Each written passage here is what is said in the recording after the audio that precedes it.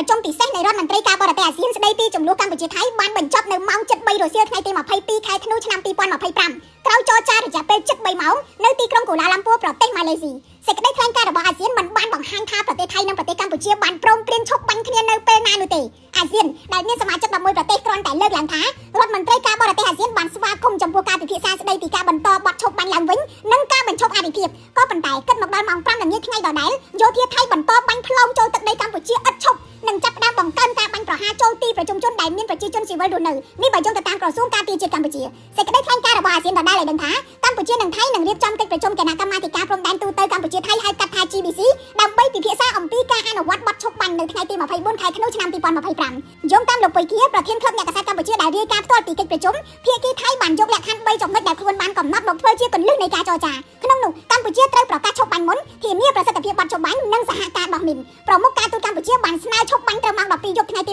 22ខែធ្នូក៏ប៉ុន្តែថៃតបមកវិញឲ្យកម្ពុជាដាក់សំណើជាលាយលក្ខណ៍អក្សរឬក៏ជាផ្លូវការទៅរដ្ឋាភិបាលថៃនៅក្នុងកិច្ចប្រជុំដដែលនេះមិនមានការបញ្ជាក់ពីការបង្ហាញរូបភាពផ្កាយរណបឬក៏របាយការណ៍របស់ក្រុមសង្កេតការណ៍អាស៊ាននោះទេឋានៈដែលលោកនាយករដ្ឋមន្ត្រីម៉ាឡេស៊ីអាន់វ៉ាអ៊ីប្រាហ៊ីមបានថ្លែងមុនកិច្ចប្រជុំថារូបភាពផ្កាយរណបនិងរបាយការណ៍ AOT នឹងត្រូវបង្ហាញទៅដល់រដ្ឋមន្ត្រីការបរទេសទាំងអស់នៅក្នុងកិច្ចប្រជុំនោះលោកកិនភីអ្នកវិភាគនយោបាយនិងកិច្ចការអន្តរជាតិបានប្រដូចអាស៊ានទៅនឹងអាវស្ដើងដែលពាក់ដាវកាត់ព្យុះតកវាគ្រាន់តែគ្រាន់បើជាងខ្លួនទៅទេប៉ុណ្ណោះនៅក្នុងន័យនេះលោកថាមានតែយើងប្រឹងអភិវឌ្ឍខ្លួនឲ្យខ្លាំងនិងកាន់ដៃគ្នាឲ្យណែនដើរឆ្ពោះទៅមុខរយៈពេល16ថ្ងៃនៃការបាញ់ប្រហាររបស់យោធាថៃមកលើកម្ពុជាគិតចាប់តាំងពីថ្ងៃទី7ខែធ្នូឆ្នាំ2025ពលរដ្ឋស៊ីវិលកម្ពុជា20នាក់បានស្លាប់ជាង70នាក់រងរបួសនិងជាង52,000នាក់ភៀសខ្លួន